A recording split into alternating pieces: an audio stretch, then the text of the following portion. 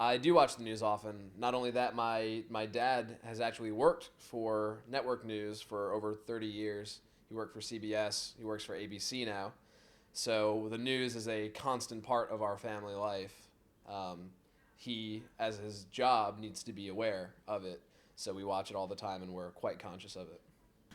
They kind of told us that there was going to be a big one, but we didn't think it was going to be this big. I think there was Yeah. because um, the biggest thing wasn't the earthquake; it was a tsunami. Because Japan's ready for earthquakes, we're used to Yeah. it, but tsunamis we weren't ready for that.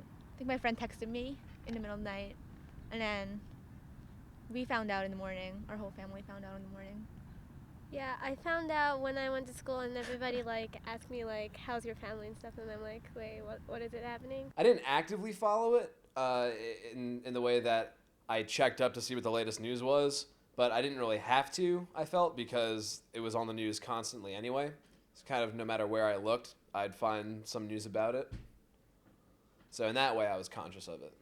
How I learned about the tsunami actually itself kind of sheds light on how the news is these days, because I was actually on an online discussion forum basically when someone just made a post that said, look what's happening in Japan. And it was through there and just kind of like random snippets online at first that I started to piece together that there was an earthquake and that it was a major deal.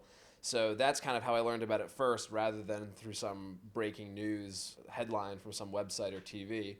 After that, I saw updates on TimeMagazine.com or on ABC is usually the station that we watch. From school, Well, school, parents, newspaper, TV, because the Japanese news was on TV, I think for a the few whole days, time. 24/7. Well, the news had no shortage of video clips of these massive waves washing away cars and buildings and fields, and because of that, obviously there were some striking images, and it was easy, I guess, to assume that that was just kind of what was going on everywhere. Well, it portrayed it like the same, but like the pictures and the movies were like was a little bit different than like the Japanese ones. Like the American, they used like really common ones, and they didn't really give like information that is like far from. So like they only gave like where it really hit the most. So we wanted a different.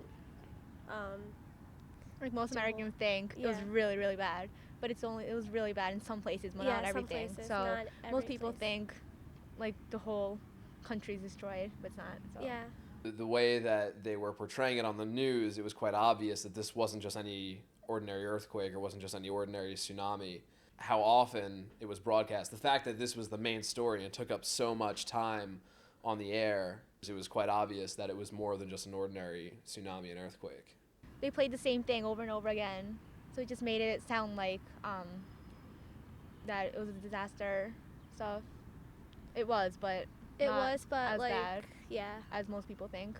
Japan as a country, it's difficult for me to say. I don't imagine, I mean, I'm quite certain that it's not actually, because I mean, just for all of Japan to be leveled by a tsunami or an earthquake or some combination like that would just be so tremendous that it would be. I feel like if all of Japan were a wasteland, then I would know about it. So the fact that that's not in the news tells me that all of Japan isn't like that. And that's basically what I figured anyway.